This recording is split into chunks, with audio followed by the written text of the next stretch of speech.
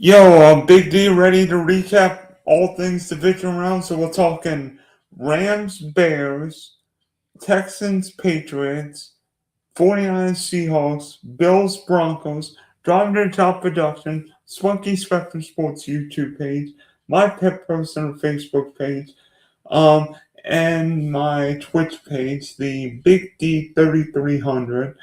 Anybody welcome to come in and I'm trying to recover after seeing an instant classic.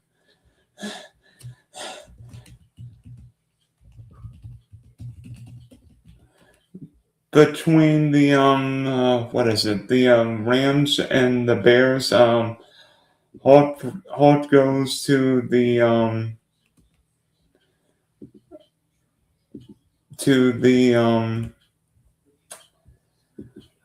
Bears for a gallant effort, but in the end, there's a reason why Matthew Stafford all likely was going to win the MVP and made the throws when he happened, despite a less than stellar game, a game that even Matthew Stafford and the Rams would probably say we didn't play well. The Rams made enough plays in the end to win 20-17 in overtime. Frankly, this was the game everyone wanted to see, not just the quarterbacks, not just the coaches, but all the talent on the field. Despite the weather in Chicago this evening, everyone wanted to see what would happen with a great offense in LA and a great offense in Chicago. And while there may not have been quite as many points as everyone would have expected, there were plenty of fireworks between these quarterbacks. And there were questions going into this game based on how the weather would change things. How would the weather have impacted the game? Turned out more than we thought. But, the Rams started off the game really well, doing what they do better than most. Kyron scoring touchdown to go up 7-0. And, frankly, both teams script plays. Then the Bears responded. DJ Moore getting a touchdown. Kyle Sanders getting a touchdown on a play from Caleb. Started second quarter. And both teams kicked field goals. And then third quarter, nothing. No points. Collins scored.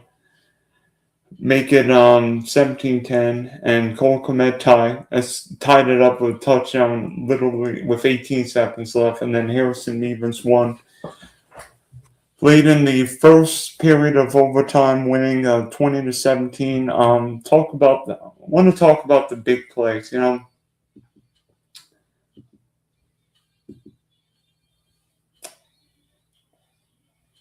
There were a number of plays.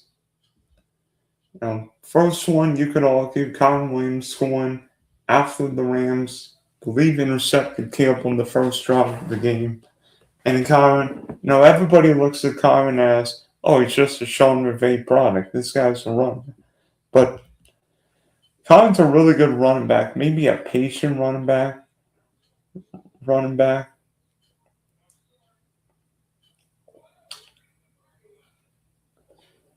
And in a way,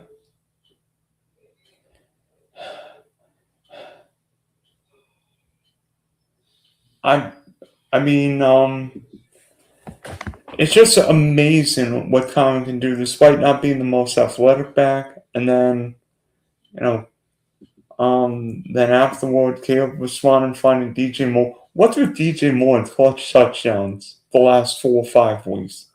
Caught the game winner in overtime against the Packers. Caught the game winner against the Packers week 16. Caught the game winner against the Packers on last Saturday night. And they caught one later. And then, next one, I think DJ Moore caught one. Oh, we have a special guest. Jason, what's your heart rate now?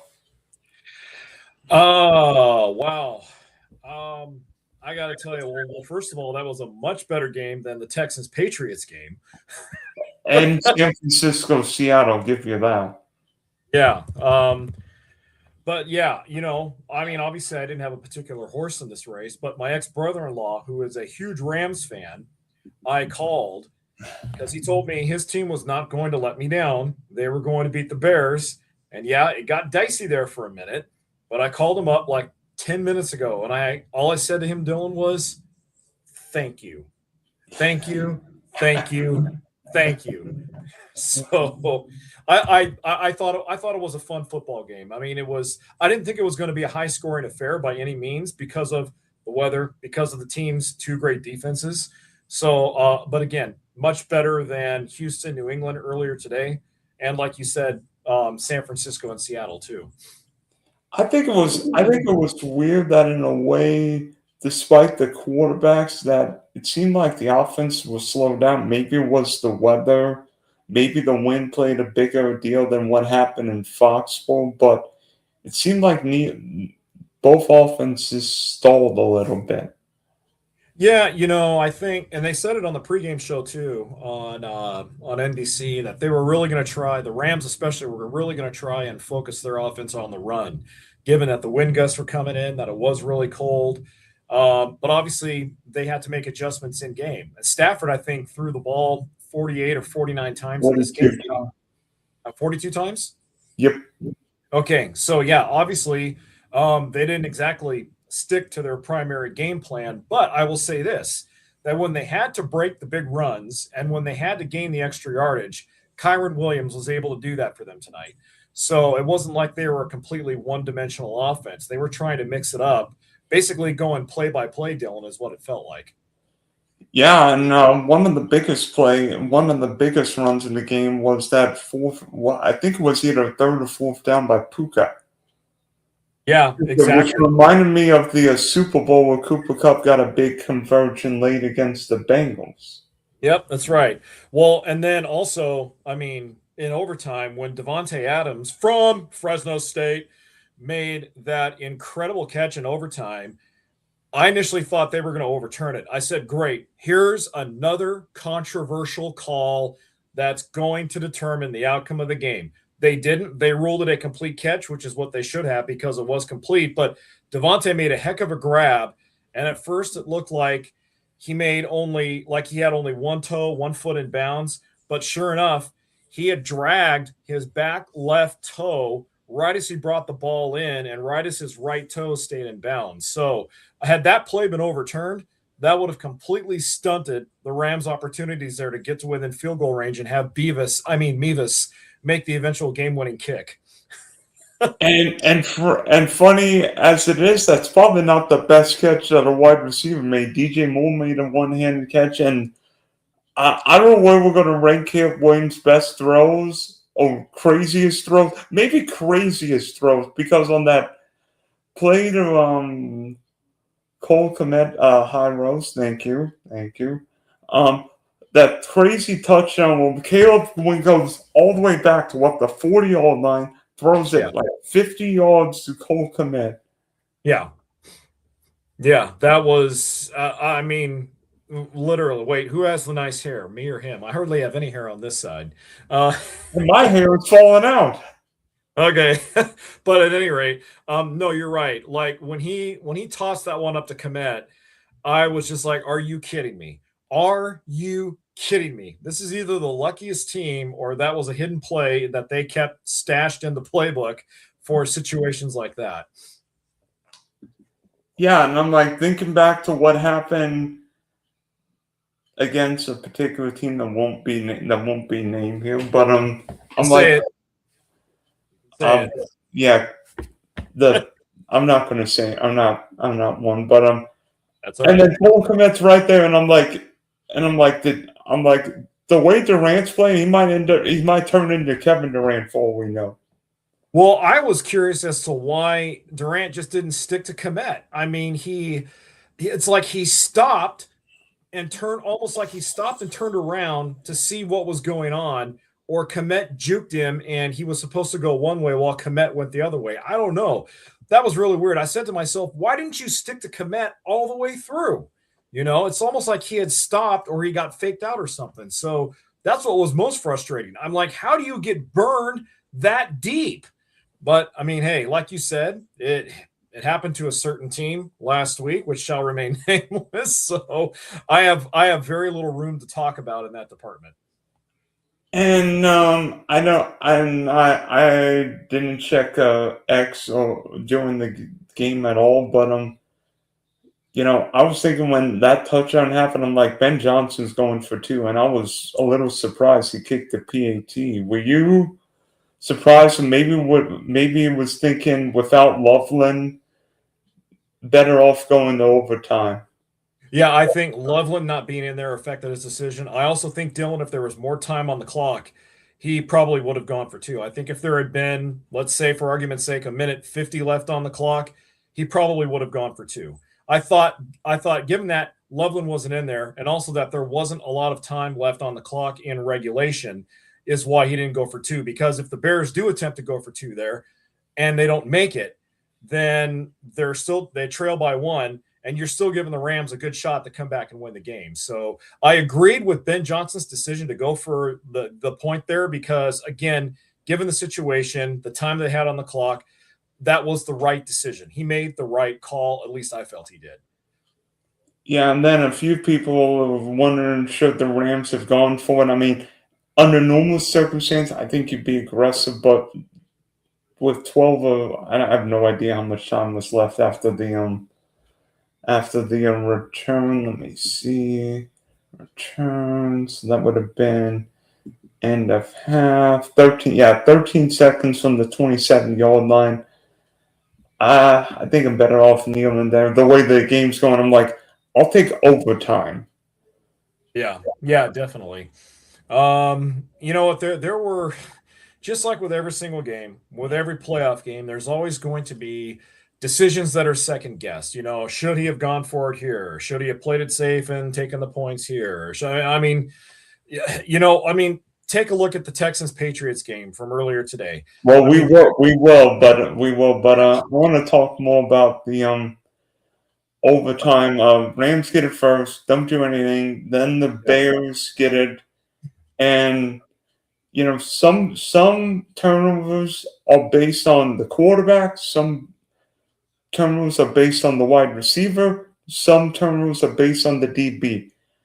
On that last pick that Caleb threw, I think that is not 1% or 10%. I think that's 1,000% on DJ Moore not running the right route because Caleb yeah, threw it where Moore should have been, but Moore did not run the correct route. no, and I initially thought DJ Moore gave up on the route, but then when I looked at the replay, I saw that he was supposed to, like they had said on the broadcast, like Tirico and Collinsworth said, it looked like he simply ran the wrong direction. And Caleb was expecting him to go either to the outside a little bit more, and it looked like he ran more towards the inside. So, yeah, it was an incorrect route. And like I said, I initially thought he gave up on it, but he didn't. Yeah, and so the Rams do it, and so the Rams picked off Caleb again, and then Yeah. got the ball back, drove 10 plays, 54 yards. The three big plays. One was a completion to Parkinson. One was the pass to Adams, and the other one was another pass to Puka. Shocker. Despite it not being Puka and Devontae Adams' biggest plays, who called two of the three biggest passes of the game? That would be Puka. Yeah. Mm-hmm. And I bet you Ram fans and your family members probably thought the same thing. The Rams' record with special teams this year is basically like the 2008 Detroit Lions.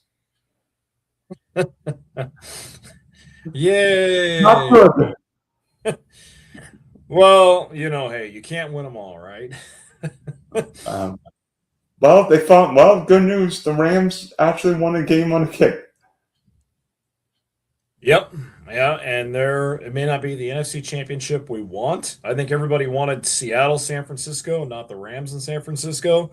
But it's the NFC championship we are going to get regardless. Yeah, and in a way, I mean, I don't know what all Bear fan would say. I think the Bears got more than they could have asked this season. I mean, if you would have told a Bear fan, and you might disagree with me, being a Packer fan, but I mean, having a season like that and then end like that. I mean, whether you're a Bear fan, Packer fan, maybe if you're the Bills, but Bills you probably disappointed. But if you're any other team, you're like, yeah, this is a great season. Yeah, look, I may be a Packers fan, but I'll give credit where credit's due because I consider myself to be a very knowledgeable sports fan, and that credit is Ben Johnson and his staff. You know, when you look at what the Bears did last season versus what they did this season, complete opposite, complete polar opposite of what happened. And it goes to show that when you have a good coach with a philosophy in place, great things can happen. And I will give my credit to the Bears. They earned this spot where they got to tonight. It wasn't a look. I don't care what your schedule is. I don't care if you play an easy schedule or if you play a tough schedule. Good teams beat bad teams. Bad teams beat good teams every single week in the National Football League. I've heard it spoken so many times, Dylan, over the last several years. It's a week to week league. There's no longer anything on your schedule called an easy win anymore, knowing that the bad teams can beat the good teams as easily as the good can beat the bad. So Chicago, they had to win their games on their schedule that they had to win, just like everybody else did. As it so happened, they were one of the last teams standing in the NFC. So they earned this. You could clearly tell how much better they were offensively under Ben Johnson. And then defensively, you could tell how much better they were under Dennis Allen this year. Caleb Williams, I think, took a lot of strides forward in his development.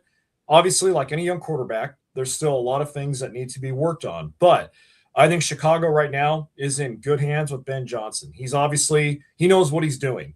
So I think the ceiling's the limit for them as far as where they can go from here. And they're going to make life interesting in the NFC North for Green Bay next season, Detroit, Minnesota. They're going to make life interesting for everybody again because I expect them back to be contending once again. Wow, I'm just looking at a video of this Puka play. That's Yeah. Puka's like 3 or 4 yards short, and that play looks like Montana to Rice, what those guys would have done in their sleep. Yeah. Well, and what we saw tonight also was vintage Matthew Stafford and why I think he should win the MVP award because veteran quarterback, tremendous poise, tremendous leadership. His overall numbers tonight weren't great passing the ball. Like you just mentioned, he threw the ball 42 times, which is a lot. But he made the throws when he had to. He was locked in and dialed in when he had to be locked in and dialed in. And what he did tonight and what he's done throughout the course of the season shows that he deserves that MVP award this season. So kudos to Matthew Stafford as well. And Seattle and LA next weekend. Boom. I mean, it's forget the third division foes. It's going to be a slugfest. Yeah, that's going to be spicy. Yeah. Well, I'll tell you what wasn't spicy. The first game today between Houston and New England. And Yeah. I think that was more a snooze fest. Patriots won. Let me see. What was the score of that game? Was it? Let me see. 28-16. Be honest with you, one of the weirdest playoff games I've ever seen from a quarterback. What is going on with C.J. Stroud? Well, you know what? Troy Aikman made a really, really good observation just before the end of the game when he said that CJ Stroud has continued to take 3 steps backwards since his outstanding rookie year. And the reason he thinks the reason why is because of Bobby Slowick.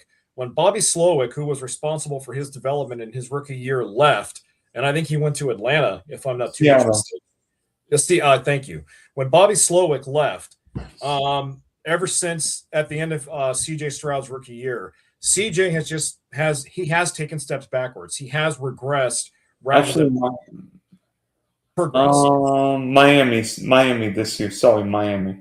Oh, that's okay. So he went to Miami. But at any rate, the point I'm making is that Troy brings up a very good point that one of his coaches who was integral in his development in his rookie year left and took another job. And I think that has a lot to do with it, Dylan.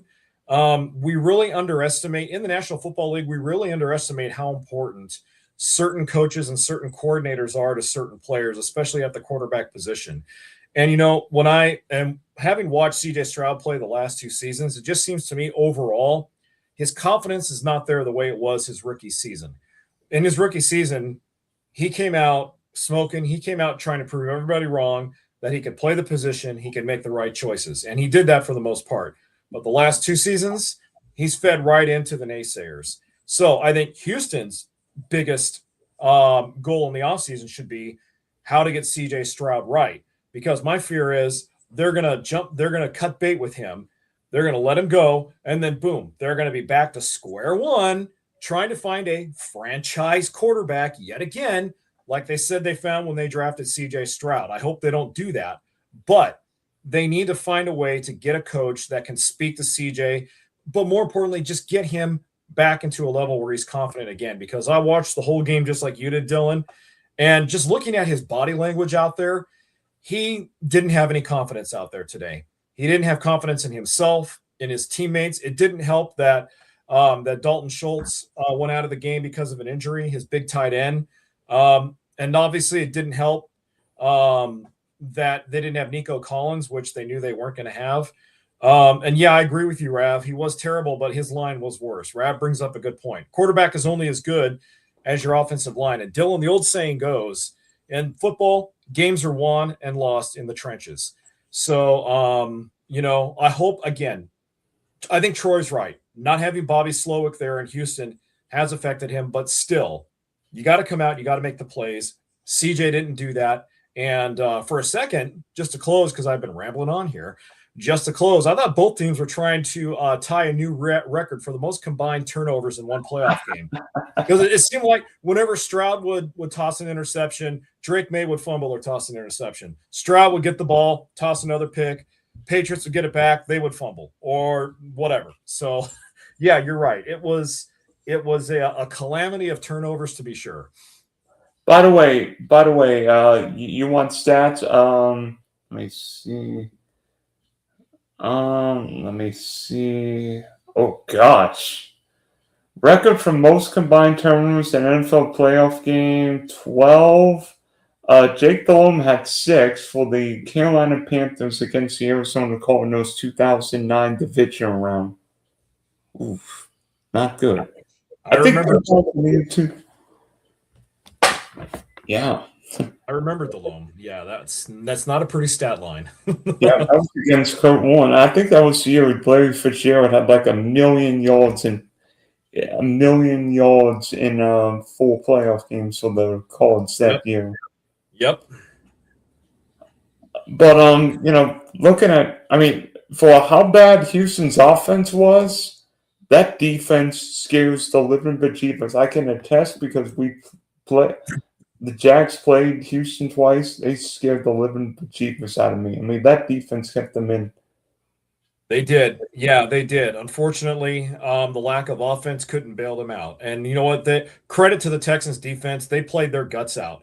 They played all 4 quarters. They played every single snap.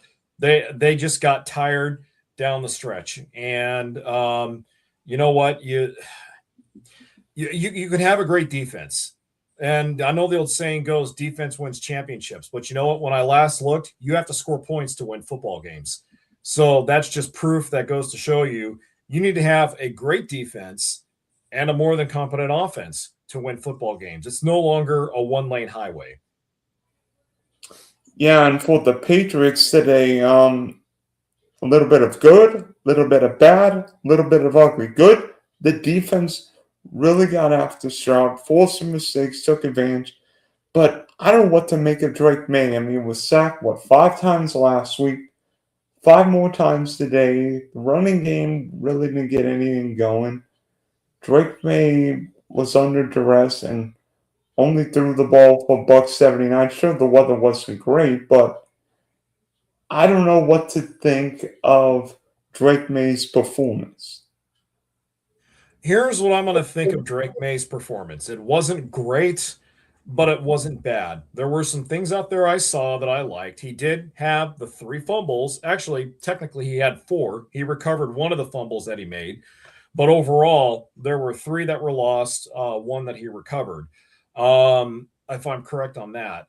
But there were some things I saw. Again, some things I saw that I didn't like. Dylan, he's in his second full year of being an NFL quarterback.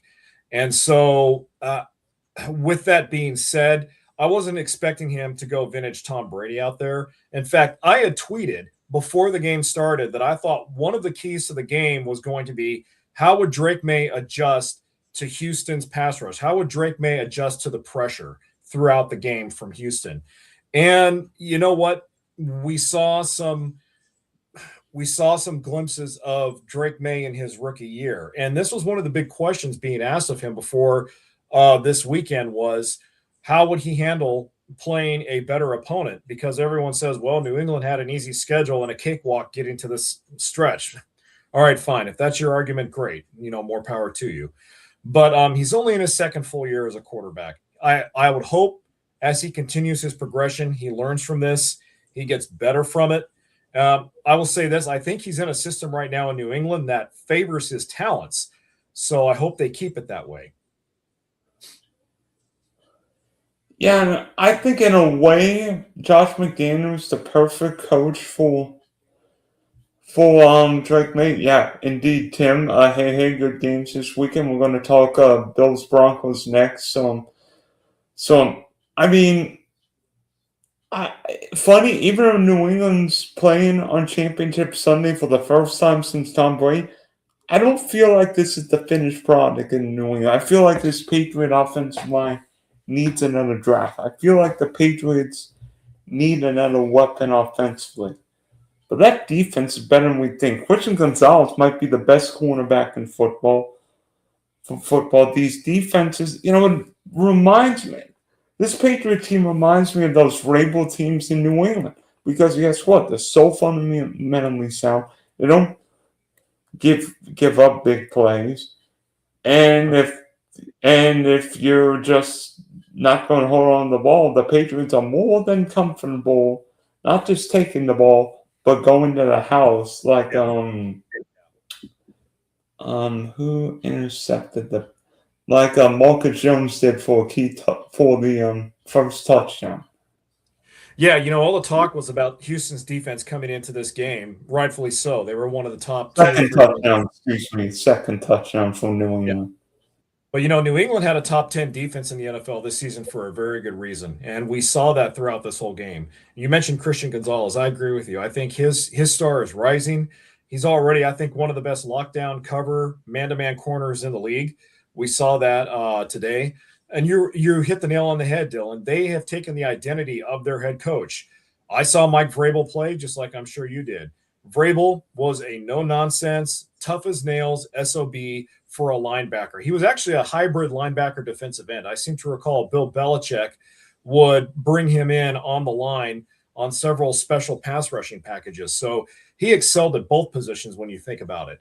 But yeah, we really got the full gist of how good New England is defensively. And so I think that when they play Denver next weekend, Jarrett Stidham, he better get ready to have the kitchen sink thrown at him because I don't care if they are in mile high altitude or not. Patriots are going to throw every single look they can at Stidham to try and get him out of his element, whatever element he has. By the way, Jarrett Stidham hasn't started a game since week 18, 2023, and now we're going to talk Buffalo, Denver. If you had to summarize that game into one word, what would it be? I'm such a fan of Josh Allen. I think he is a great player, a great person, a good kid. But if I had to summarize the one game, it was just trying to do too much. All the turnovers. There was that one play where Allen stretched when he was running with the ball, had his arms stretched out as if he was trying to get extra yards. Yeah, and it's just Dylan. It's what It would be just, I think, Josh trying to be an MVP is what I would say it is. And he tried to do too much, and therein was the problem. I feel bad because up until this point, all the prognosticators thought that the only thing impeding Josh Allen from becoming a Super Bowl champion was Patrick Mahomes, Lamar Jackson, and whoever else. Well, the Chiefs aren't in the playoffs. The Ravens didn't make the playoffs. So Josh loses. So what's the excuse now? It was just, you know what? A back and forth game, missed opportunities, turnovers. I think Josh did what Josh did. He tried to do everything he could, but in the end, it just wasn't good enough.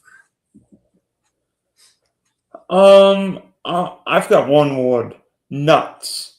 That game was nuts. I don't care if you're a Bronco fan, a Bill fan, or just a football fan in general. That game was nuts. It had a little bit of everything. It had good plays, bad plays, some what the you know what plays you were thinking of, Yep. controversy. I mean, I'm with you. The Josh Allen play at the end of the first half is one that I'm sure he would want back because why is Allen trying to run there? Yeah. I mean, if you're Yeah. going to run out the clock, just take a knee.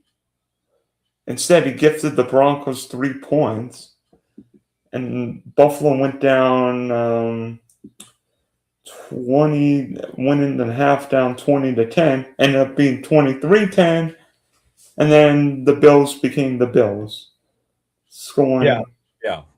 scoring 17 straight points. Then Bo Nix hit Marvin Mims, and then Prater from Estero High School here in Southwest Florida, and we know. To me, by the way, we're going to talk Bo Nix now. I, the Bo Nix injury is one of the freaky. I don't know what to say. Saddest and freakiest plays I've ever seen. Where he's running to the left, and all of a sudden it's like, what's going on? And then when I heard tweets coming out last night, like that he had injured himself, I'm like, I actually thought this was true that somebody was trolling. I thought somebody was trolling, and then I'm like, wait a minute. Wait a minute. What's going on? And then Tracy Wolfson, everybody's like, what? And then, oh, he's not playing in the championship game. I'm like, wow, that has got to be the biggest kick in the you know what, because the Broncos won but lost the starting quarterback, and I mean, nothing Bo Nix did wrong. It's just part of football, right?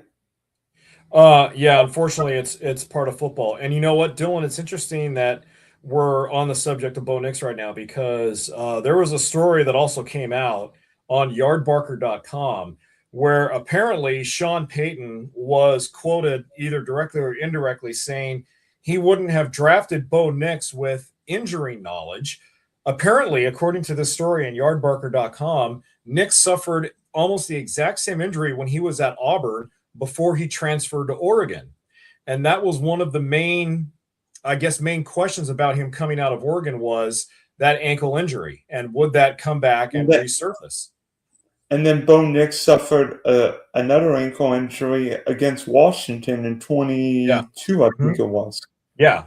And so this story in Yardbarker, which literally came out like hours after the Broncos won, again stated Sean Payton said he would not have drafted Bo Nix if he had known about this injury history. So this is kind of an extra little element here to the Bo Nix conundrum and what really happened. And then I also heard where the Fox studio guys apparently were getting raked in the coals because they had apparently prior knowledge of Nix's injury way before it was reported, but they never reported it when they should have. Now, there's no evidence to prove that they did, but it's amazing how one injury to one quarterback can cause all of these problems because now we have one story coming out saying that he was this, one story coming out saying he was that. It's basically turned into he said, she said. It's just, like you said, it's a terrible way for Nix's season to end. and for the way the game ended. Even though Denver won, it feels like a loss because they lost their starting quarterback for not only the rest of the playoffs, but for most of next season as well. Yeah, and I mean, in a way, I thought Nick's made some throws to one of the Mims. I mean, he made some, but it's weird because Denver lost two receivers early. Who was the Pat Bryant looked like he was going to have a big day, and then he Yeah. was out. Troy Franklin with another concussion. Troy I Franklin tweaked a hamstring. yeah. So who knows if those guys are available next week? I Sweet, but thought go ahead. I thought overall Bo Nix played a great game. Before the injury, Yeah. I thought he played a great game. And I felt that this was going to be his breakout year. Looking at all the complementary pieces he had around him, Pat Bryant, Cortland Sutton, all of these complementary pieces he had around him, I said, this is going to be his year. And especially under Sean Payton's tutelage, I felt like a Drew Brees type development under Payton was happening. And lo and behold, he took some major steps forward this year. So, kudos to Bo. He showed how talented he is. I just hope that this ankle injury is not a lingering problem for him moving forward and that he can heal from it and get back on the field and do what he does best. One more. Can Jared Stidham lead the Broncos to a Super Bowl, a la what Jeff Hostetler did in Super Bowl 25, what Nick Foles did in Minneapolis a few years ago against New England?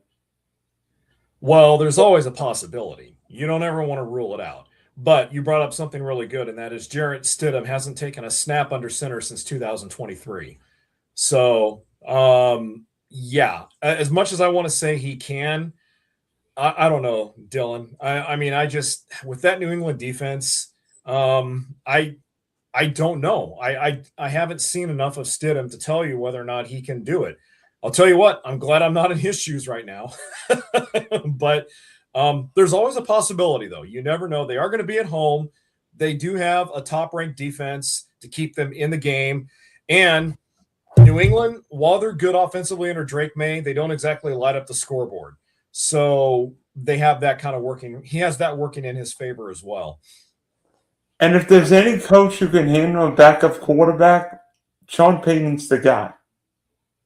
Yeah, you're right. Sean Payton is the guy. And I believe him when he says he'll have Stidham ready to go by the time they play New England next weekend. So we'll see what happens. But, you brought up some good names. Jeff Hostetler, won as a backup quarterback. Hey, in 1972, Earl Morrall was the starting quarterback for the Miami Dolphins, not Bob Greasy, and he led Miami to victory. We've seen backup quarterbacks come in and make a big effect before on their team. So who knows?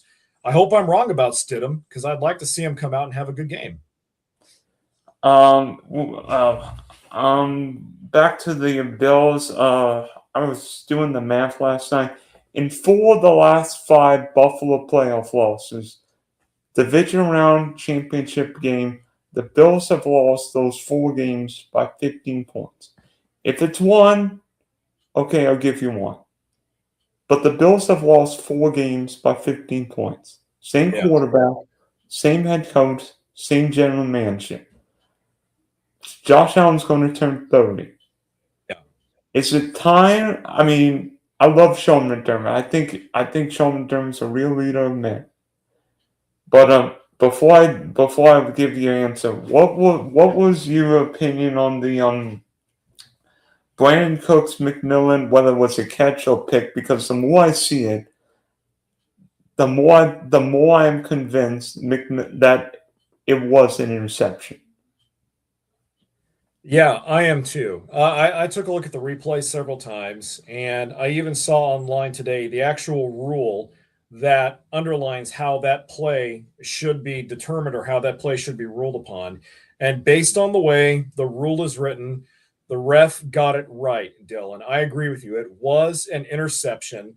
It came at a bad time in the game, and they even had Gene Steratore was the one who earlier today tweeted out the actual rule verbatim. And even Steratore agreed that the refs made the right call. It was an interception. that as he had possession of the ball going down to the ground, he lost it, it got stripped, and it was taken away from him. So, in layman's terms, Bills fans aren't going to want to hear this, but the right call was made. It was just made at the wrong time. It came at a crucial moment in the game. Like I thought something like this would happen. This always happens every year. There is a controversial call that determines the outcome of a game, whether it's right or wrong. And we got ours yesterday in the Denver Buffalo game. And Bills fans are going to say, well, what happened last year with the spot, or what happened here? It's like, it's part of football. I mean, we're not perfect. Nobody is. Well, bottom line, the Bills committed 5 or 6 turnovers in that game. And I think Josh Allen and Sean McDermott will be the first to say you're not going to win football games. And by the way, Sean Payton finally was on the right side of a potential call. And even after the interception, you don't interfere. I mean, the first one could have gone either way. Second one with Tre'Davious White, if that's not PI, what is? Well, to get back to your initial question as to whether or not I think it's time for Buffalo to move on from Sean McDermott, I'm like you, Dylan. I like Sean McDermott a lot. I think he is a hell of a coach. He has done a great job at changing the culture there in Buffalo and bringing Bills Mafia back to life. He's been at the helm of some really great Buffalo teams there, but it's kind of the same way I feel with Green Bay and Matt LaFleur. Even though Matt LaFleur just recently signed an extension, at some point you can only go so far with a certain regime. You can be successful with them up to a certain point. But maybe this is a time where Buffalo needs maybe a different voice in the locker room. Maybe they need to go a different route. I'm not suggesting that they break it down and build it back up, because Bills fans don't want to endure another 15, 20, 30, 40 years. But you know what? McDermott, the last 2 or 3 seasons, has had to answer for early playoff exits. And each of those exit interviews haven't been tenuous, but they haven't been comfortable. And so I have to feel like if he wasn't coaching on a hot seat this season, it just got 10 times hotter after losing that game, especially since we all thought Patrick Mahomes and Lamar Jackson were the only impediment towards the Bills winning the Super Bowl. Yeah. And in many ways, if it's one time, okay. But this is the 4th or 5th time the Bills have lost a go either way game. And I'm not saying name me a random offensive minded coach. Name me a random offensive minded coach. Well, Josh McDaniels, obviously. There's one for you. I say Brian Dable, but from what I heard, Mike McDaniel. Yeah, Brian Dable. Brian Dable's an interesting one because he won a playoff game with Daniel Jones. But you look at it, what's happened to the Bills in these playoff games? The defense has not helped out Josh Allen. I mean, it gave up 33 points. Now, part of that was Josh Allen spinning his wheels a few times, but, Bo Nix had a great game, and Sean McDermott's a defensive mind coach, and guess how many sacks the Bills had yesterday? Nada. 0. Dylan, I think Buffalo could be in a similar situation that Green Bay was in before they signed LaFleur to an extension. As much as I want to move on from LaFleur as a Packers fan, I understand why they signed him, because they want to stay competitive. They want to stay relevant with the personnel they have and moving forward. LaFleur's the best guy to do that because they like his philosophy. They don't want to bring in another coach with a brand new philosophy and risk breaking it down and building it back up again. And I think Buffalo's in a similar situation with McDermott. He's been there for so long that do they have to sit back and really ask themselves, are we better off just sticking with McDermott and trying to continue to go out there and draft, sign free agents, bring in the guys that will finally get us over that hump? So, whether they look for an offensive-minded coach or a defensive-minded coach, McDermott is probably the only one best suited out there to keep them relevant, to keep them at the top of the standings in the AFC. Because if they hire somebody like a Mike McDaniel or a Brian Dable or the former defensive coordinator of the Rams. Brian What's his name? Flores, Chris Shula. No, Raheem Moore. Well, not Brian, Chris Shula too, yeah, but Raheem Brian. Moore. You know, those guys are going to come in with their own philosophies, their own styles, and they're going to want to completely restructure. So if Buffalo wants to stay relevant, wants to stay competitive, and wants to stay where they're at, they might just be better off keeping McDermott rather than firing him and letting him walk. Not the craziest idea. By the way, wait, hold on. By the way, Buffalo's wide receiver core, the worst I've seen with a top quarterback. I mean, talk about Kansas City's receiving core the last couple of years. Buffalo's receiving core, awful. Yeah, and I mean, we're doing a lot of conjecture right now about what we think they should do or what we think they're going to do. There will be some tough decisions though that will have to be made. Going into a brand new stadium next year in the new Highmark Stadium, I know that they probably want to bring a lot of pomp and circumstance into that, but I mean, they will like Green Bay in some ways. They will have to sit back and seriously look in the mirror and make some tough decisions. Who do they retain? Who do they draft? Who do they try and bring in as free agents on both sides of the ball? Because defensively this year, Buffalo was not as good as they were last year, in part because of injuries, but also because they lost some key players. So to free agency, whatever. So they have some very tough questions that have to be answered in that front office during the offseason. Yeah, and last but not least, San Francisco, Seattle. I don't think we need to spend much time about it. That game was one way, and once Rashid Shaheed took the opening kickoff back, and we're like, this game's over because Seattle's not losing in that place. I have a lot of 49er fans in my family on both sides, and I was receiving text messages from all of them yesterday saying, well, this game's over after Rice scored on that opening kick return for a touchdown. I think in many ways, Dylan, San Francisco is also like Buffalo and Green Bay. They have to decide what direction they want to go next. What's the future of John Lynch? Does he still deserve to be a GM? And do they move on and try and find another GM? I don't think yesterday's on John Lynch and Kyle Shanahan. I mean, the 49ers probably should have lost to Philadelphia, but that coach and situation went there. Yeah. And I think what we have to look at, I mean, everybody loves offensive mind coach, but there's nothing wrong with defensive mind coach. And what Mike McDonald's done, the Baltimore Ravens definitely miss him. And I'm telling you right now, Seattle's the fastest defense I've seen this year. Yeah, they are quick. They cover a lot of field. They're a well-coached unit. Very rarely do they check down on a lot of plays. It's interesting because we saw what happened when San Francisco had to play Seattle for a third time this season. Well, we're going to find out what's going to happen when the Rams have to play Seattle for a third time this season because, it's much different as we know in the postseason where every play gets magnified. Every call is just as important as the previous one. So, for other people out there who are blasting the Niners because they didn't win because of their injuries, I don't want to hear it. Okay. They got to this point of the season because of injuries in some ways. Kyle Shanahan did a hell of a job coaching this team without Nick Bosa, without Fred Warner, without some of their best players on both offense and defense because of injuries. Okay. So they were clearly a talented team to overcome those injuries. Unfortunately, this game was just too much for them to handle. And in many ways, with Seattle, I mean, everybody wants to criticize Sam Darnold, and yeah, he may not have been 100%, may not have done much. But Sam Darnold was the number 3 pick in the draft. And guess what? He went to a crappy team.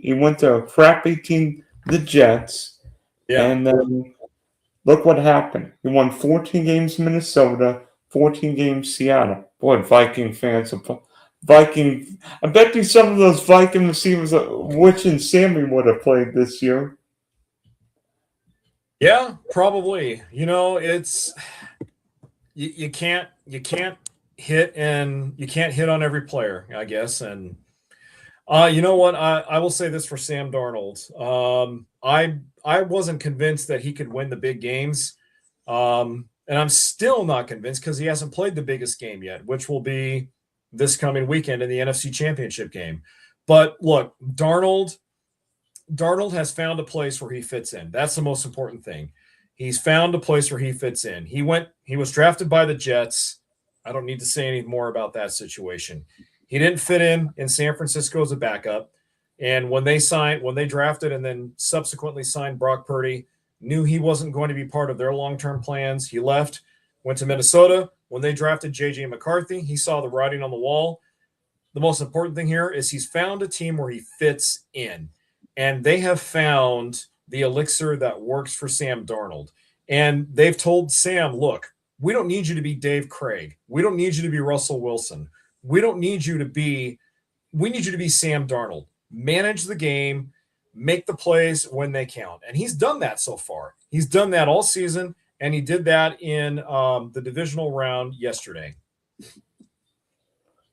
And you know what? Everybody has said to me, guess what wins in January? Defense and a running game. Guess what the Seahawks have? Defense and a running game.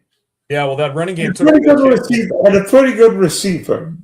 And a pretty good receiver. That running game took a big hit, though, with Zach Charbonnet when he went down with an injury. And I really might have actually helped because Kenneth Walker finally got a few more touches. Yeah, that's true. I mean, that you're right, Dylan. They have the luxury of having two competent, solid running backs in Walker the third and Charbonnet. But Charbonnet is their main workhorse. And so they will hopefully have him back for their game against the Rams. But even if they don't get him back, they still have to like their chances with Kenneth Walker back there as well. So next week we will have Patriots Broncos for the AFC Championship, Rams Seahawks. Yeah. So we've got Patriots Broncos for the third time in 13 years, and the Rams Seahawks for the third time this season. Does that make today's number of the day number 3 if we were on Sesame Street? I think it would. Count Chocula, yes. And by the way, did you read the quote from Sean McVay? Yeah, it's called as bleep. By the way, that game plan from the Rams should have involved more running, but hey, Ram fans aren't going to care. No, I didn't see the quote, not yet. No, I don't. I mean, it's well, the rest of the fellas. I thought somebody would have joined. Oh, hey, for me here in California, it's about 10 after 8. For all the other guys, it's probably close to 11 or midnight wherever they're at. Same for you, man. Well, tomorrow's MLK Day, so true. Yeah. Some of us won't have to sleep. Well, it won't be me. I got to wake up at 6 a.m. to go to work tomorrow. So, you'll be dreaming of a pack of Super Bowl. Only next year. And plus, I think you play the Texans in Lambeau. I think we do. I think you're right. Yeehaw. I think you beat them last year, right? If we did, it wasn't by much. It was by 3 or 4 points. But yeah, I think we did. I mean, it's gonna be a crazy championship Sunday. I mean, probably two best teams in the NFC meeting, two best teams in the AFC. Although one of them will have Jared Sims start. Stidham was drafted by I think Josh McDaniels, and then he was McDaniels' quarterback in Vegas. He was for a little bit, yes, and then he semi-retired, I think, or he floated around with different teams on practice squads and then landed with Denver. So you're right. He was originally a Patriots draft pick. And you know what? And might be the ultimate revenge game. It could be. It could be. I think we're going to be in store for another weekend of one of two things: great games or really sloppy, horrible snoozer games. So we'll see what happens.